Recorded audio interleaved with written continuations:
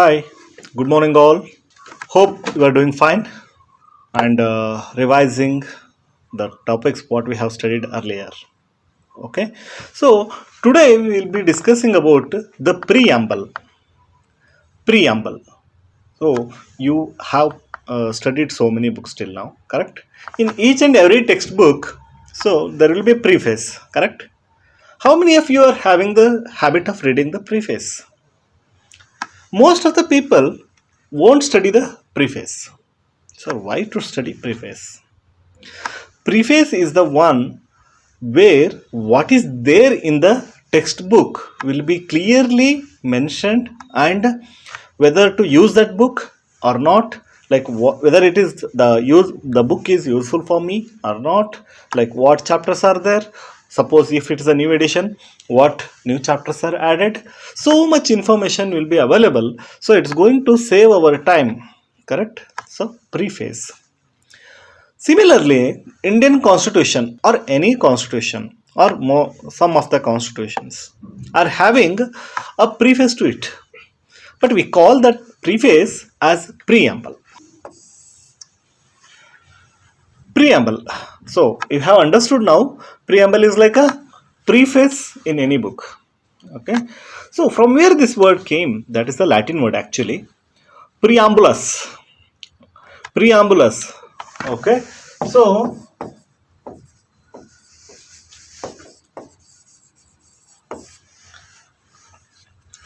what is the meaning of that word? That is walking before. Walking before. So before telling something, you are going to tell about it. So walking before the constitution, that is what is there in the constitution, that we are going to walk before. Usually this is used for the formal documents. So you all know that it is a constitution is a formal document, correct? So similarly we have preamble. Let us go through this chapter in detail. So where in the world first time this preamble concept is used? Okay, so that is American Constitution.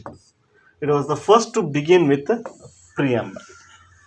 Okay, so as we said, preamble means introduction or preface. Sometimes it is called as like identity card. You people have identity card, right? So it tells about you. Similarly, for constitution, what is there in our constitution, that can be understood by the preamble. That's why it is called as identity card of the constitution. So in Indian constitution, from where we have borrowed this concept, the concept of preamble, especially in 1946, Pandit Jawaharlal Nehru passed a objective resolution. Okay, so objective resolution. So that objective resolution itself is now preamble. There are some modifications definitely, but whatever is the content of the objective resolution passed by Pandit Nehru, the same with some modifications is present in the Constitution of India in the form of preamble. Got it? Okay, that's good. So this preamble, when it was added, and whether is it in the same form, whether it is modified, some words, that is 3 new words were added by the 42nd constitutional amendment. 42nd constitutional amendment added 3 words, that is socialist, secular and integrity. The original form was amended in 1976, okay, through 42nd constitutional amendment. Sometimes they will ask that question itself, that is in which amendment the preamble was modified, means added with some words, or they will also ask which words were added. Which words were added? Socialist, secular and integrity. They may also ask like which were not part of the original constitution preamble, correct? So a single question can be asked in 100 ways, multiple ways. Okay, let us see, let us read out. Okay, let us read out the preamble.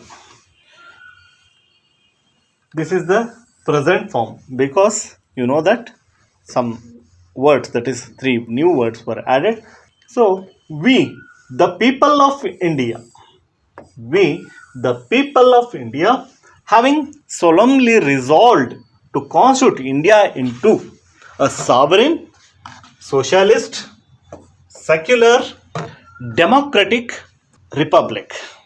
Okay, and to secure all of its citizens justice, that is social, economic, and political, liberty of thought, expression, belief, faith, and worship, equality of status and opportunity, and to promote among them all the fraternity, assuring the dignity of the individual and the unity and integrity of the nation.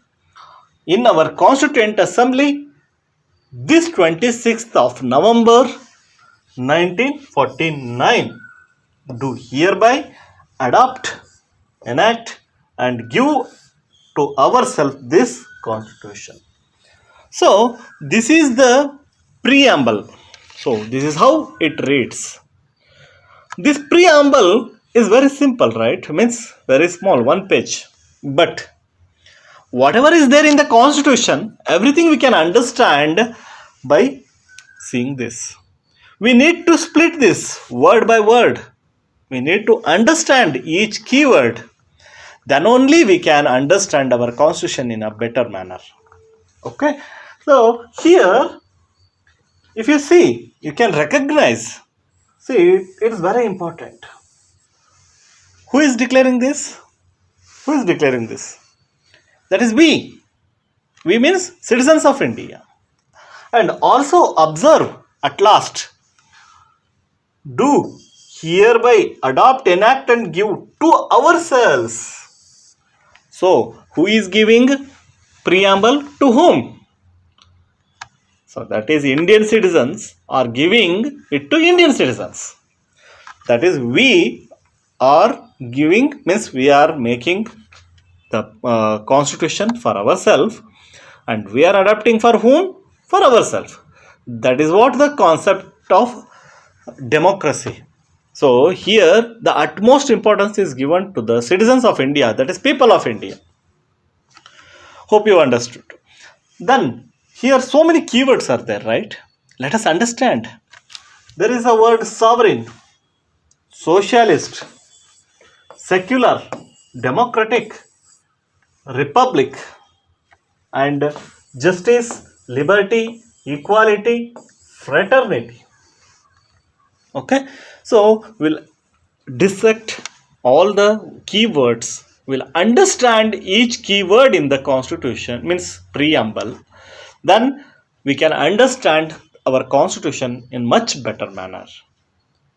Okay, a question may be asked. Not one question, actually multiple questions are possible in this. Okay, so that we'll see in the next slides, right? Okay, let us understand the significance of this preamble. Okay, before going to this, assume that you are on the foreign land. You are on the foreign land. Okay, so usually when you meet someone, if that goes like from where you are, yes, you will be telling that I am from India. If they go into like what kind of state you are, correct? So what will be your answer? So your answer will be like, ours is a, that can be multiple ways. Answer can be in a multiple ways.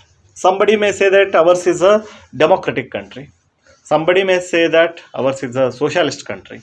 Somebody may say that ours is a sovereign country and a republic country. So there are multiple ways. Okay, so where it is mentioned like about our country, about the nature. Okay, so first thing is Source of authority. Source of authority. Who is the source of authority? Means in any office, if you go like DC office, DC will be the authority there, right? So based upon his orders only that will function. The similarly, Indian Constitution or India, who is running India? Like who is the authority for this constitution? Who has written it? Then your answer will be like yes, it is source of authority is people of India. And as I discussed, so what is the nature of Indian state?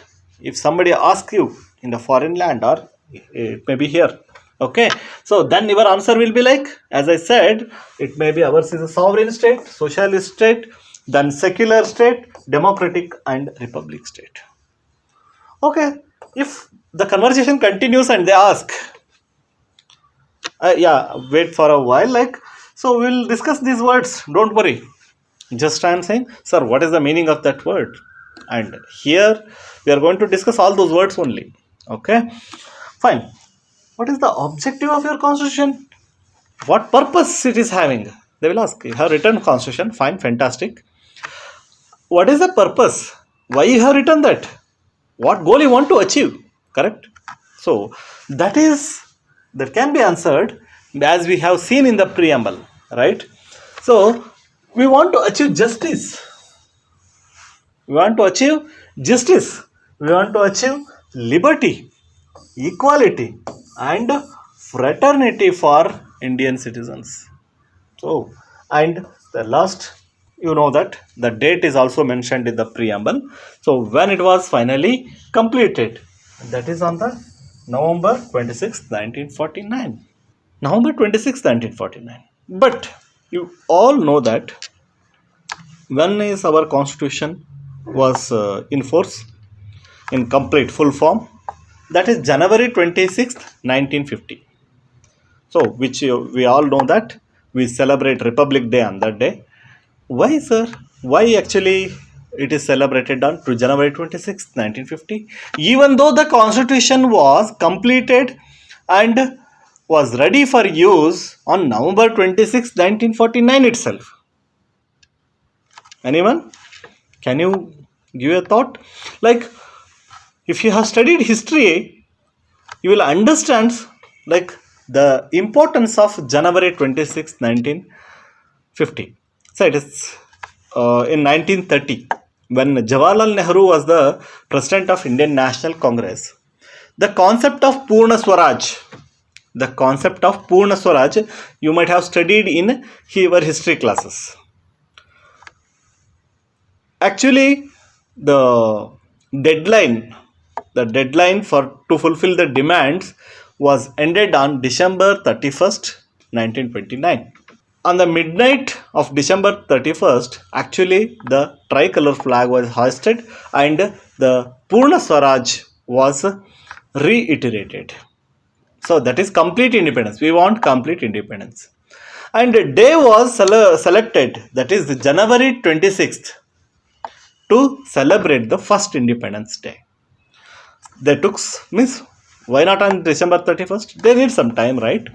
To circulate all the pamphlets and make all the people aware of it and about launching civil disobedience movement. So in detail you might have studied in history or you are going to study. Because of that celebration, though it did not come into effect, but we celebrated our first independence on January 26, 1930. Okay, in the remembrance of that, at least at that time we could not take our independence and we could not enjoy that complete independence. Now we are in an independent India. So we will celebrate on the same day in the remembrance of that. That is why the January 26, 1950 was selected and we are celebrating the Republic Day on the same occasion. So this is the significance of preamble. Why it talks about the source, it talks about the nature, it talks about the objectives and also gives us the date. As you have observed in the preamble, so these are all the keywords. Okay. sovereign, socialist, secular, democratic, republic, justice, liberty, equality, and fraternity. We'll understand the each and every keyword in our preamble one by one. Sovereign. India is a sovereign state. I hope you all enjoy movies, especially if you see world movies when the king's rule was there. So many occasions you will come across whenever the king enters. So what they are going to say? Raja Di Raja, Raja Martanda, whatever, so and so, and Sarvabhauma. Sarvabhauma. Sarvabhauma means sovereign king. What is the meaning of sovereign king? That is nobody above him. Nobody above him. He is powerful. Whatever he makes, that is final. Whatever rule he brings, that is final. That is what the meaning of sovereign. So, India is a sovereign state. Why we are highlighting that? We are sovereign. Because you all know that we were under the dominance of, we are under the influence of or under the rule of British. Correct? So, after independence, we got that sovereignty. That is why we are highlighting that ours is a sovereign country. Nobody is above us. Earlier, the orders used to come from London. Now it is not the case. So we are independent enough to make rules for ourselves, and nobody is above us to make the rules. Nobody is above us. Us means India. Nobody is above India to question it. That's why it is a sovereign state. So some questions may arise in your mind. Sir, you said that, okay. So India is an independent state, correct? It is neither a dominion or dependent of any other nation, okay. It is free to conduct its own internal and external affairs. Why you are highlighting like it is not a dominion of any other country, or it is not dependent on other country? Sir, are we not dependent on other countries for so many things, like we are bringing the oil and we are having some relations? Sometimes we'll ask other countries, like army will help each other. So in so many ways it is dependent. Please understand, when we got independence, actually it was like the two dominions. As of now, like you can see, Australia is a dominion of England. The Pakistan and India were created as the dominions. In the 1947 Act, you might have learned that they were created as the two dominions. But now, after independence, we repealed that act and became independent. That is, nobody is above us. Okay. And again, you may get some questions, sir. We are part of Commonwealth. What is Commonwealth is actually the group of countries which were under British rule earlier. So we are in Commonwealth. Don't we? Means does it mean that we are under British rule still now? Why we joined Commonwealth? I know you'll get this question in your mind. Even though we are independent, why we are in the Commonwealth? Please understand, by our will, we have joined Commonwealth. It is not by force. That is, at any point of time, we can come out. That shows that we are sovereign. Sir, we are part of United Nations organization. So, are we not under the control of some international body? Definitely, that is also by our will. We want to become part of that organization. So, that is why we can call it, means we can at any point of time, if you don't have interest, so we can be out of it. That is how because we have become member of so many international organizations by will. It is not by force. That is why we can say our is sovereign country. And another proof is like if we can acquire any other territory, we can take, we can give some territory or some place to other people. For example, in the post-independent scenario, we have given Berubari to Pakistan, Kachitiv Islands to Sri Lanka, and taken some enclaves from the Bangladesh in the land boundary settlement. So that give and take is going on. That is on the will of India. It is not by force of any other country. So all these things clearly highlights that India is a sovereign country. Okay. So membership of Commonwealth and UNO definitely is not a limitation on sovereignty. Okay. India can acquire or cede any foreign territory to, means we can take foreign territory, we can give our territory. So these are all the indications that we are sovereign. So next keyword, very important keyword in the preamble is socialist. You might have heard this word, you might have learned the difference between socialism and capitalism.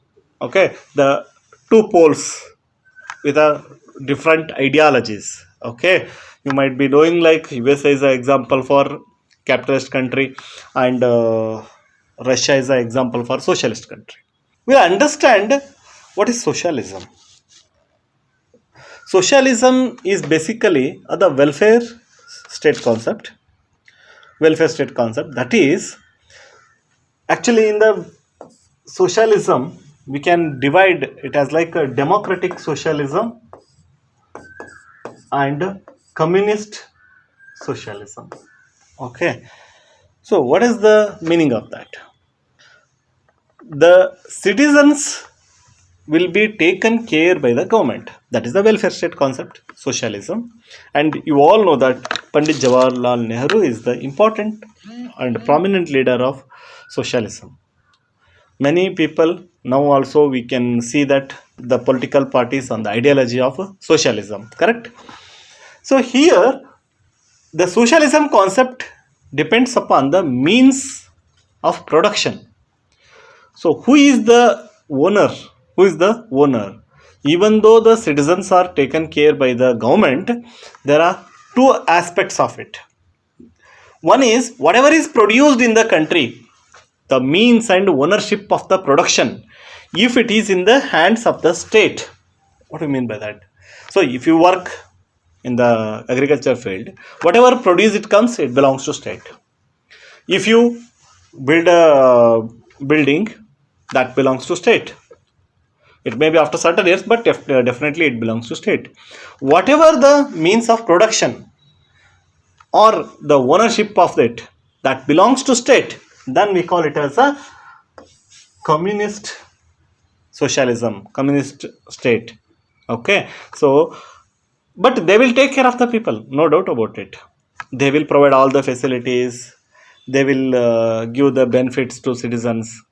That is there. That is welfare state concept only. But everything belongs to state.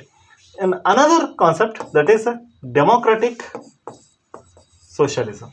Democratic socialism. Here, actually, it believes in the mixed economy concept. That is, both private and public will be having its role. The private, whatever they want to earn, whatever the means of production and ownership, it will be in their hand only. But still the government is going to take care of the people. Government is going to take care of the people. You might be knowing that some free food will be given to people, sometimes at low cost. The public distribution system, how it is working. If the market price is 35 to 40 rupees per kg, but in the public distribution system, you'll be getting for 1 rupee, 3 rupees, 5 rupees. So this is the welfare state. The state is taking care of the citizens. At the same time, whatever the citizen earns, he is going to retain it. Of course, he'll be paying taxes and all for the government because of the service government is giving to the citizens. Okay. So the democratic socialism is adopted by India. And we all know that it was newly added, that is in 1976, 42nd Constitutional Amendment. So why it was added? Does it mean that before 1976, India was not a socialist state? What's your answer? Think about it. Was it not a socialist state? Only in 1976 it became socialist state. The answer is no. India was a socialist state since from the beginning.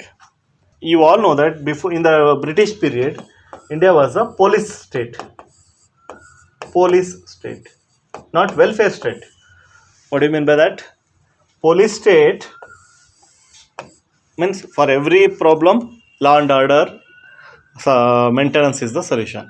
If people are revolting, instead of giving them food, suppress it.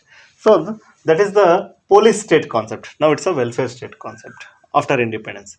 But it was necessary, means they felt that it is necessary to announce it officially. Means in future nobody should change it, that will not go towards capitalism. So to ensure that strongly, after the emergency period, this word is added, socialism. Okay, it doesn't mean that earlier it was not there. It was to strongly enforce that we are a welfare state, socialist state. So that was added. Correct?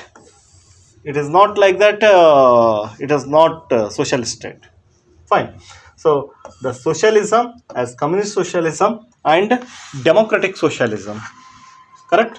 Democratic socialism. We are adopting democratic socialism. If you go to China, you can observe the communist socialism there. So in the democratic socialism, we can see the concept of mixed economy. Mixed economy means where private as well as public entities will be there. You might be knowing earlier, actually, including soap, bulb, everything was produced by government only. Now also you can see like Mysore sandal soap, but other companies are also producing the soap. So here market also means, that is government also will be playing the role, and market, that is the private people, also will be playing the role in the economy. That democratic socialism gives the opportunity, like people can do whatever they want in the economic sphere. Second, the purpose of it is democratic socialism. It wants to end the poverty, ignorance, disease and inequality of opportunity in the society. Why that word is mentioned or highlighted like inequality of opportunity? Because if you go to capitalism, if you see in a country where capitalism is followed, the inequality, the division between the rich and poor keeps on widening. Rich becomes richer and poor becomes poorer, because the rich is having money to, like that is, they are having the purchasing power. The market is going to feed them because they are having the purchasing power. That is, thereby the poor will be suffered. The poor is suffering. Keeping that in mind, here socialism, that is, it wants to end that inequality of opportunity. Everyone should get that opportunity. And in our socialism, we can see the influence of Karl Marx. So, who has given the concept of polity, means based upon the economic concept. Like in the society, the rich and poor will be there. He called it as a bourgeois and proletariat. That is, in the beginning, the division, the gap between the rich and poor will be small. But if the rich keep on exploiting the labor community, what happens is that division, the rich becomes richer and poor becomes poorer. So the division keeps on increasing. By that time, at one point of time in the history, means at one point of time in the future, the laborer, the one who is on the bottom, will revolt against the rich people. Then the egalitarian society will be formed. Means everything will be distributed among all, so that everyone becomes equal. Okay. So even though it starts with like that gap, finally it turns towards the communism, that is a socialism. And another biggest influence is Gandhi. For this democratic socialism, you all know that Sarvodaya, that is village concepts, the development of villages, the real India lies in the villages, was the opinion of Gandhi. He influenced a lot. He influenced a lot to adopt this socialism, democratic socialism. So we can see the blend of both in India. The third important concept means keyword in the preamble is secular. So what is secular? From where this concept is taken? This concept is taken from the West, where the church is isolated from the state. Church is isolated. No interference of religion in the polity. That is what the meaning of the secularism. Secular means church is isolated. No interference. But in India, we also say that ours is a secular country. But you people see that government is helping the religious communities, setting up madrasas, okay, and providing funds to mutts. So many things are happening, right? So how we can call it as a secularism? The difference is we have taken the concept of secularism from the West, but we have modified. We have modified it to Indian context. What do you mean by that? That is, if this is the state, this is religion 1, religion 2, religion 3, Hindu, Muslim, Christianity, Sikh, Buddhism, whatever. So it is going to treat all in a equal manner, at the same distance. It is not going to do partiality over one religion. For example, if it is giving funds to mutts, it also gives fund to church. It also gives fund to other communities. Correct? So it should not discriminate. It should treat all the religions equally. You might have observed in some states like Karnataka. So in the budget, so much allocation was allotted for one particular community. Okay. So, sir, how in then it is secular? How it is secular then? Say there are constitutional roundabouts or loopholes, you can say. See, it is not saying like yes, you have to treat equally. How to prove, sir? For one community, it is giving 100 crore. For other communities, it is giving 1 crore. Correct? How it is equal treatment? If it is a majoritarian community, then they will easily say that based upon the proportionate of the population we have given. For one community, they might have given 90 crore. For remaining other communities, 1111 crore. Because the population is like that. So, like that justification you might have seen. But keep that apart. So, secular concept clearly says that the state will treat all the religions equally. No discrimination between them. That is what the Indian concept of secularism. If you compare them, so Western concept is negative concept of secularism because isolation. Here it is positive concept in India because here it is a equal treatment. That is why we can say it is a positive concept of secularism is being followed in India. Okay. And you know that this is also added in the 42nd Constitutional Amendment. The same question if I ask, was it not secular before 1976? I hope now you are in a position to answer that yes, sir. This is earlier also it was secular, but they felt the need to include it explicitly so that it is means it will be followed and it will be enforced much more than earlier. So it acts like a reminder. Correct? No? So that is how the positive concept of secularism is followed. That is, all the religions have same status in India. No religion is above another religion. All are having same status and support from the state. If you take the example of Pakistan, there Islam is the state religion. But if you come to India, there is no state religion. All the religions are equal and all the religions will get the equal support from the government of India or government of any states. Okay. In the next, we will come to the concept of democracy. Means ours is a democratic country. This will cover in the next session.